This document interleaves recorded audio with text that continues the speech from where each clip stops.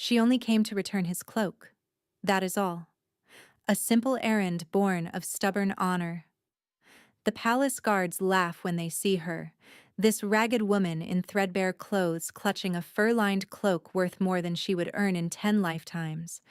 They tell her to leave. They tell her beggars are not welcome. But Tamsin is not begging. She holds the cloak out and says, "This belongs to your king. I am returning it." The guards stop laughing, because the cloak bears the royal crest of House Valdrin.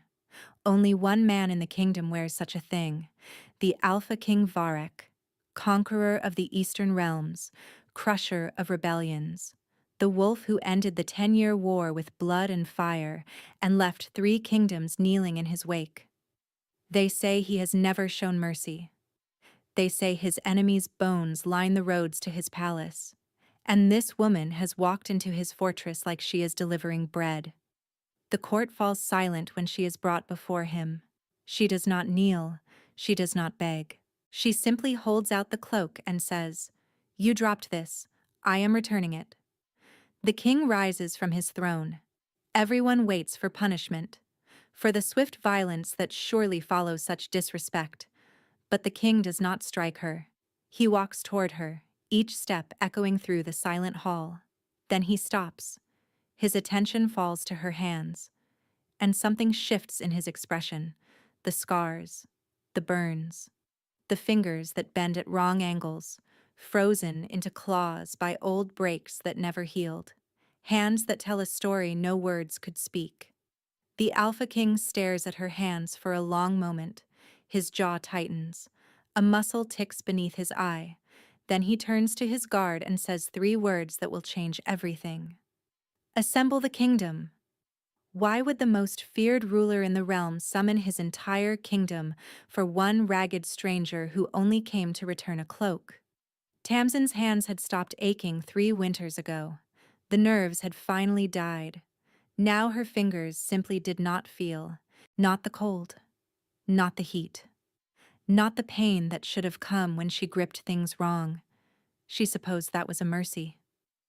"Stay close," she murmured, glancing at the small figure beside her.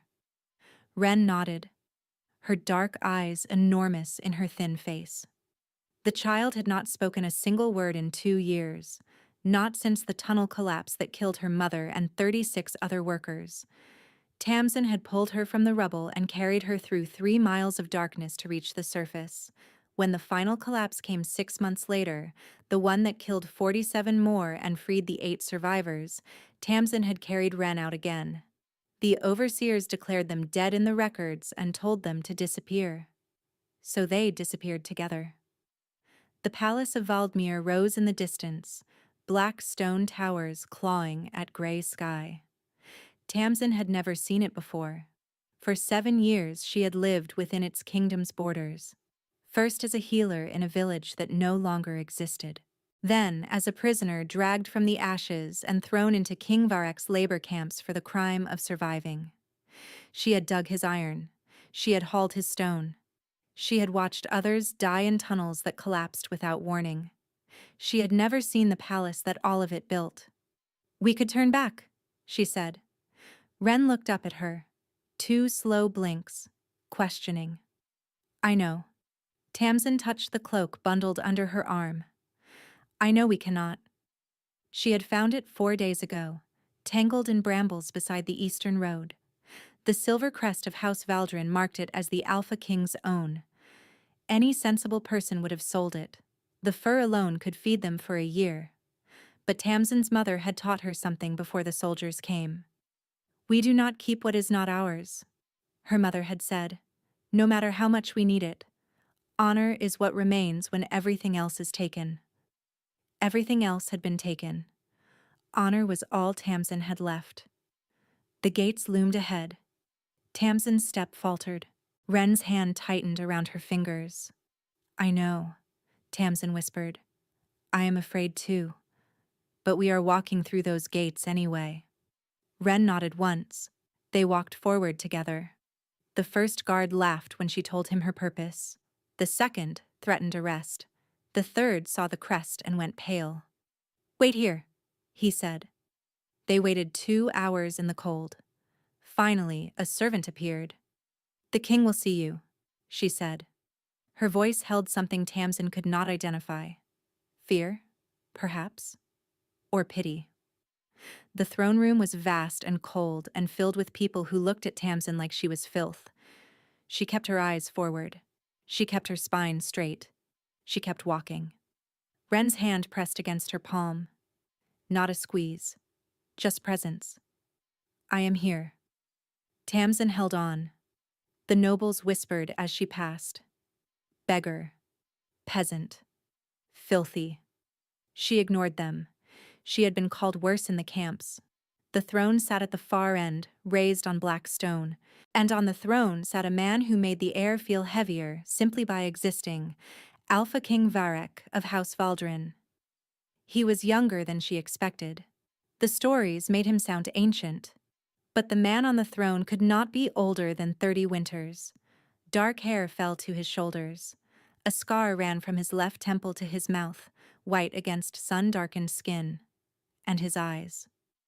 Deep forest green, cold as the bottom of a winter lake where things went to drown.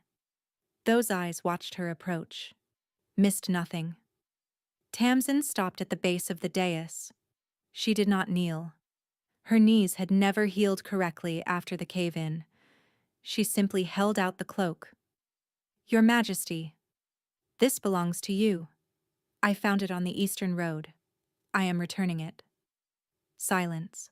A man beside the throne leaned forward with a sneer. Tall, thin, silver-haired, calculating. "You expect us to believe a creature like you simply found the king's cloak?" His voice dripped contempt. "Guards, seize her and the child. We will learn the truth in the dungeons." Ren pressed closer, trembling. Tamsin did not move.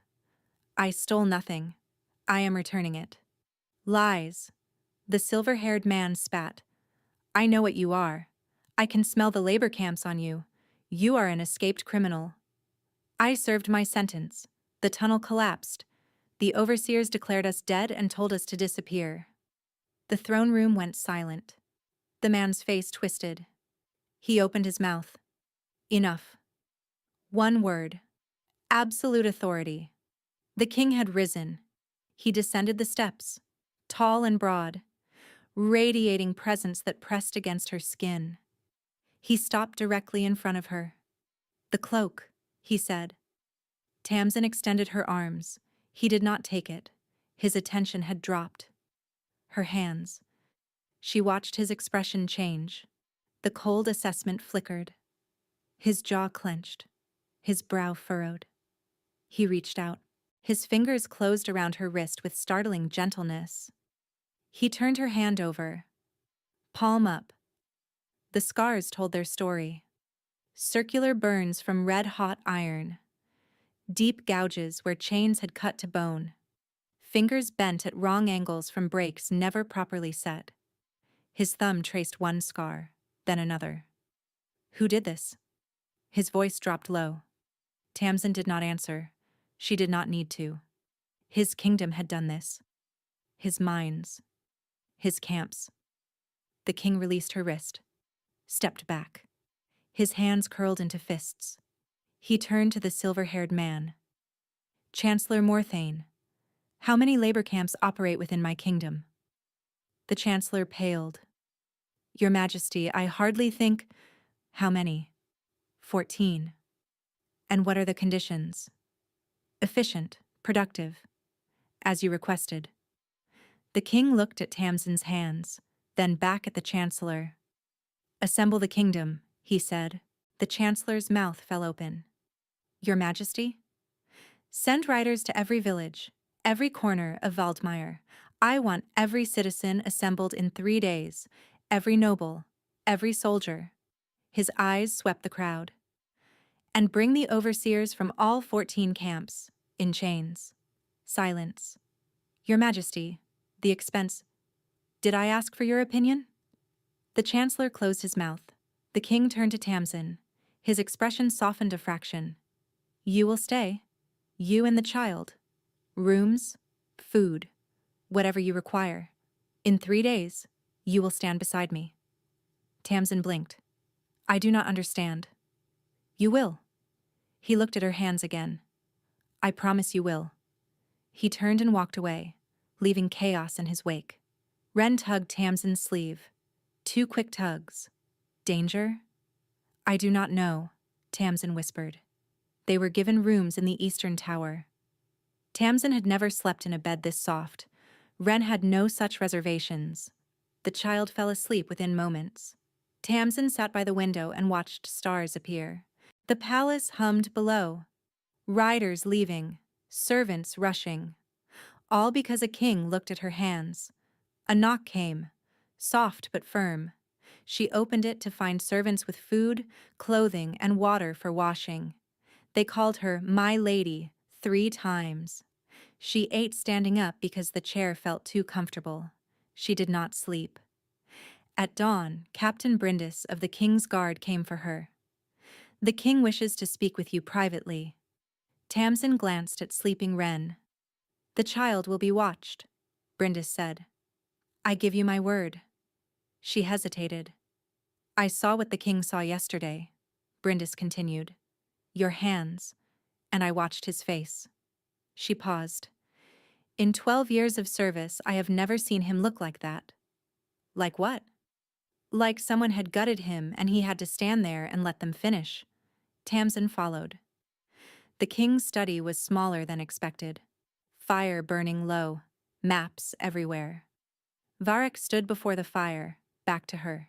Do you know why I conquered the Eastern Realms? He asked. Power. Territory. No. He turned. His face was tired.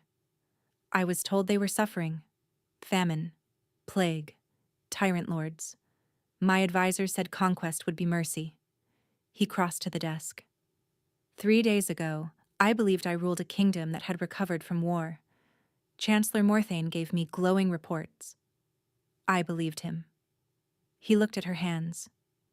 Then you walked into my throne room. He picked up papers.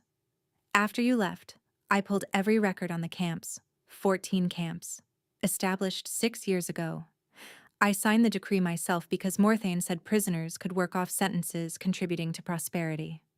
His laugh was bitter. Prosperity. He walked toward her. Do you know how many people have died in those camps? No. Neither do I, because the records track productivity, output, units of labor. He stopped before her.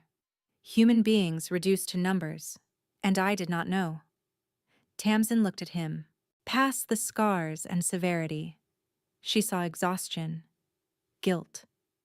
A man standing in the wreckage of his own ignorance. Why tell me this? Because in 3 days I will tell my entire kingdom what I allowed to happen, and I want you to tell them what it was like. What was done to you? Tamsin's stomach dropped. You want me to speak? I want you to witness, if you are willing. And if I refuse? Then you refuse. You will still have rooms, food, safety. He paused. I will not force this.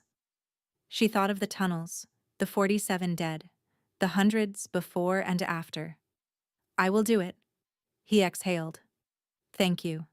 He extended his hand, palm up. Tamsin looked at it. A king's hand, capable of signing decrees that destroyed villages, but also a hand that had traced her scars with gentleness. She placed her hand in his. His fingers closed around hers carefully. I cannot undo what was done, he said, but I can make sure it never happens again. Will you help me? Yes. He led her toward the door. There is something else you should see. They descended into the palace depths, a corridor lined with iron doors, a prison. The king stopped before the last door. 3 hours ago, my guards arrested 4 overseers from Camp Valdrin. 1 carried documents, payment records, bribes sent to Chancellor Morthane for 6 years, bribes to ensure conditions were never reported. He opened the door. Inside, chained to the wall, was Overseer Heron, the one who had broken her fingers one by one because she paused to rest. He was not laughing now. This man hurt you. the king said. Tamsin could not speak. He will face public trial, along with every overseer and Morthane himself. He looked at her. I wanted you to see him first. In chains. I wanted you to know you are not powerless anymore. Something inside her cracked open. Something locked away for 6 years. She started to cry. Real tears, the kind that shook her whole body. The king said nothing. He simply stood beside her and waited. When she stopped, he spoke again. You are safe now. I swear it on my crown. No one will ever hurt you like that again. Tamsin looked at him through swollen eyes. Why do you care? I am no one. Pain crossed his features. Because someone once told me that the measure of a ruler is how he treats those who cannot help him. I forgot that. He looked at her hands. You reminded me. He turned toward the stairs. Come, there is a child upstairs wondering where you have gone. Tamsin wiped her face and followed the king into the light. Behind her, Overseer Heron began to scream. She did not look back. Tamsin woke to the smell of bread and the sound of humming.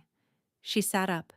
The room was too warm, and Wren sat by the fire, arranging pastries into patterns. Wren looked up and smiled. Tamsin's heart clenched. She had not seen Wren smile like that in months. Where did you get those? Wren pointed at the door, then made a gesture. Claws. A crown. The king brought you pastries? Emphatic nod. Tamsin stared at the door. The Alpha King had personally delivered breakfast to a mute orphan. She did not know what to make of that. Captain Brindis arrived. The king requests your presence in the library. The child may come. When they reached the library, Varric stood at a window watching riders stream through the gates. He turned when they entered. His attention found Wren first, and his severe expression eased. Did you enjoy the pastries? Wren held up 3 fingers. You ate 3? Nod. Good. Growing children should eat well. Tamsin watched this exchange with a strange feeling. You are staring, Varric said. You brought her breakfast yourself. The servants were occupied. It was efficient. You could have sent anyone. I could have. He met her eyes. I did not. The morning passed in preparation. Varric explained what the assembly would entail. Your truth is yours, he said. Speak it however you wish. How many people? 12,000, possibly more. I cannot. The words escaped before she could stop them. I am not made for this. I dig tunnels. I keep one small child alive. That is all I know. You walked into my throne room and looked me in the eye when warriors cannot do the same. His voice was firm but kind. You are made of stronger things than you believe. She shook her head. You survived 6 years in those camps. You walked out. You saved a child in the darkness. He stepped closer. Do not tell me what you cannot do. I have seen what you can. No one had ever spoken to her like this. Why does this matter to you? The question came out rough. You have a kingdom to run. Why spend time preparing a camp survivor to speak? He was silent for a moment. Because I have spent 10 years believing I was building something good. And then you walked in with your ruined fingers and your stubborn honor. And I realized I had built nothing good at all. He met her eyes. You matter, because you are proof of my failure, and helping you is the only way I know to begin fixing it. Tamsin stared at him. You did not know about the camps. You truly did not. Does that make it better? No, but it makes you different than I thought. Different how? I thought you were a monster, but monsters do not bring pastries to mute children. I am still the man who signed the decree. Yes. She held his eyes. But you are also the man trying to tear it down. That counts for something. The library fell silent. Varric reached out. His fingers brushed hers. I will not fail you, he said. I swear it. And for the first time in 6 years, she let herself believe someone might keep their promise. The day before the assembly, Wren spoke her first word in 2 years. They were sitting in the palace gardens. Wren had found winter flowers, tiny white blossoms pushing through frost. Footsteps approached, heavy, familiar. Varric walked toward them. He looked tired. Wren held up one of the flowers. Varric crouched beside her. Moon's tears. They only bloom in the coldest weeks. My mother used to say they were the sky crying for the sun. Wren tilted her head, then held the flower out to him. He took it carefully. Thank you. I will treasure it. Wren smiled. And then, so softly Tamsin almost missed it, she whispered, King. Everyone froze. Tamsin stared at Wren, at her small mouth forming a word for the first time in 2 years. What did you say? Wren pointed at Varric and said it again. King. Tamsin burst into tears. 2 years of silence. 2 years of wondering if Wren would ever speak again. And now this. Varric rose. His eyes had gone very soft. She spoke. Tamsin managed. I heard. He extended his hand. Tamsin took it without thinking, and suddenly she was standing close to him. You did this, she whispered. I did nothing. She chose to speak. She chose the word. He paused. I am honored she chose me. Wren tugged his cloak. When he looked down, she raised her arms. He hesitated, glanced at Tamsin. She nodded. He lifted Wren with careful gentleness. The child settled against his chest immediately. This, Tamsin thought. This is what safety looks like. How touching. The voice came from behind, cold, cultured. A woman approached.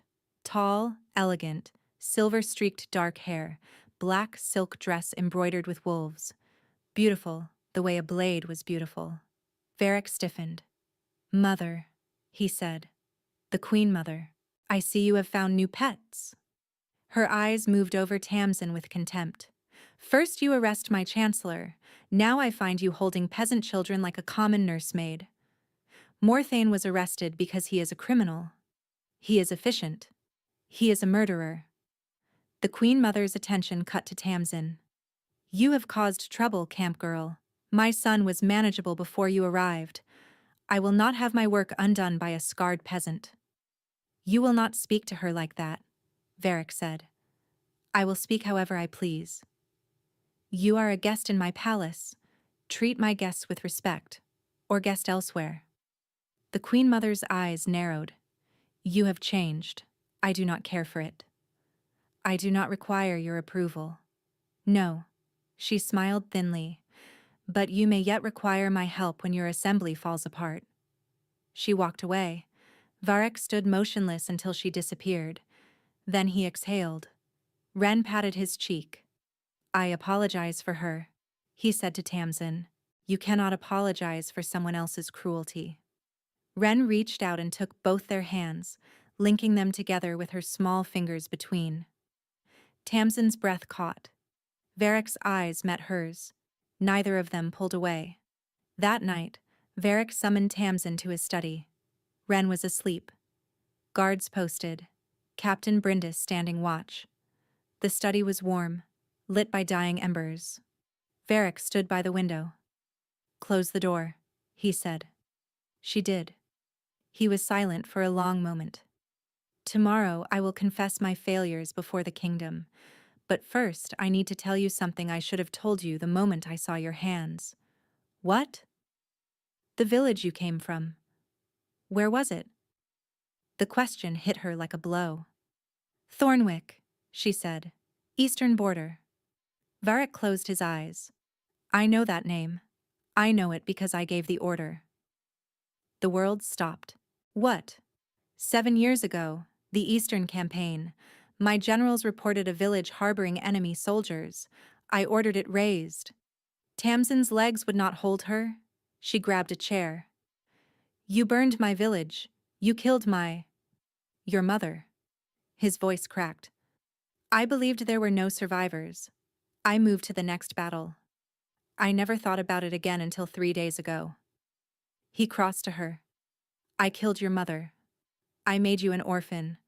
I put you in those camps. Everything that was done to you traces back to me. Tamsin looked at him. This man who had shown her kindness, who had held Ren like she was precious. The man who had destroyed everything she loved. Did you know? In the throne room. Did you know who I was?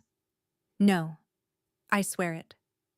Would you have helped me if you had known? I want to say yes.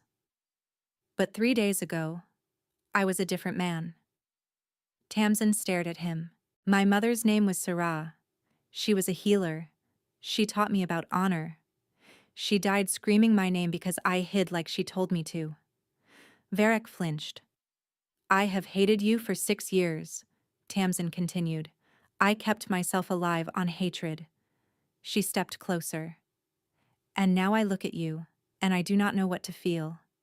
Because the monster from my nightmares does not bring pastries to orphans or weep over camp records. Her voice broke.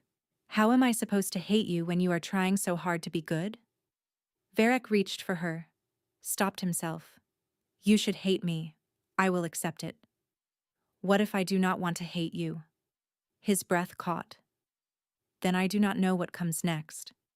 I only know I want to try. If you will let me. Tamsin thought of her mother. People could change. The worst mistake could become the beginning of something better. Are you willing to do the work? Yes. Whatever it takes. She nodded. Tomorrow. Tell them everything. The camps. Thornwick. All of it. She met his eyes. And I will stand beside you. Not because I forgive you, but because my mother would have wanted me to believe change is possible. Varric's face crumpled. Thank you, he whispered. Tamsin turned toward the door. Tamsin. She stopped. I will spend the rest of my life making this right. I will prove it. Every day. She closed her eyes, let the words settle, then she walked out. Behind her, she heard the sound of the Alpha King allowing himself to weep. The morning of the assembly arrived cold and bitter. Tamsin dressed in the deep green dress laid out for her. Soft boots, wolf fur cloak. She looked in the mirror and did not recognize herself. A knock came. A young servant with nervous eyes. My lady, there is a situation. The child's records require verification before the assembly. The magistrate insists. Something felt wrong. I will bring her myself. Protocol requires only the child. Please, my lady. If the paperwork is not completed, she may be removed from the palace. Tamsin looked at Ren. She could not risk it. Very well. She crouched beside Ren. Go with this man. I will come find you soon. Ren's brow furrowed. She made the gesture for bad. I know, but I need you to be brave. Ren nodded. Tamsin watched her walk away. The unease did not fade. It grew. She waited 20 minutes, then left. The corridors were empty. No servants, no guards. The east tower was cold and dark. At the top, she found a door ajar. She pushed it open. Ren sat bound and gagged in a chair. Ren! The door slammed behind her. The Queen Mother stood there with 4 armed guards. How predictable, she said. A mother's love. Tamsin's blood turned to ice. Let her go. I think not. The Queen Mother moved forward. You have caused trouble. My son was manageable before you arrived. I spent his entire life shaping him. I will not have my work undone. The assembly will proceed without you. You will have disappeared. My son will be heartbroken but will recover. Without you reminding him of failures, he will return to the ruthless king this kingdom requires. He will know. Will he? I convinced him his entire life that his violent rages were his own flaw rather than poison in his wine. The words hit like a blade. Poison. You have been drugging him? A mild compound induces aggression. Very useful for ensuring a young king remains dependent on his mother. Very useful for justifying wars. Tamsin stared at her. You are a monster. I am a queen. She gestured to her guards. Take them to the north cliff. Make it look like an accident. The guards moved forward. Tamsin grabbed a heavy candlestick and swung. One guard dropped, but there were 3 more. They seized her, forced her to her knees. Wren screamed. A single word. King! The Queen Mother laughed. Scream all you like. No one is coming. The door exploded inward. Through the wreckage came the largest wolf Tamsin had ever seen. Black as midnight, eyes blazing, teeth bared. The Alpha King had come. The wolf moved like death. 3 guards fell in seconds. The 4th fled through the window. He did not survive the drop. The Queen Mother stood frozen. Varric. Her voice wavered. This is not what it looks like. The wolf snarled. I am your mother. Everything I have done has been for you. The wolf shifted. Bones cracking, muscles reshaping. Varric stood there breathing hard, his eyes fixed on his mother. She poisoned you, Tamsin shouted, struggling to her feet. Your whole life, the rages, the violence. It was never you. It was her. Varric's expression shattered. He turned to his mother. His voice came out broken. Is it true? The Queen Mother's composure cracked. I did what was necessary. Is it true? Silence. Then, defiantly, yes. Varric staggered as if she had struck him. My entire life. The violence I thought lived inside me. The wars I started to channel it. The guilt I carried.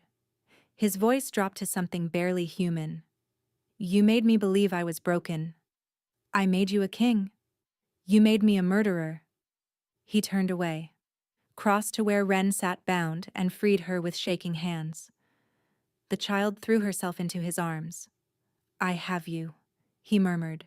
You are safe. Behind him, the Queen Mother moved. Tamsin saw the blade. Varric! She threw herself forward. The dagger meant for his heart found her shoulder. Pain exploded. White hot. Absolute. Varric's roar shook the stones. The wolf burst forth. His jaws closed around the Queen Mother's arm. The dagger clattered. Guards poured through the doorway. Captain Brindis commanding. Seize her! The wolf released the Queen Mother. She crumpled, clutching her mangled arm. Varric shifted back, dropped beside Tamsin. No. His hands pressed against her shoulder.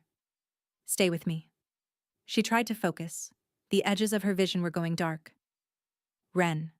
Is Wren safe? Brindis has her. His voice broke.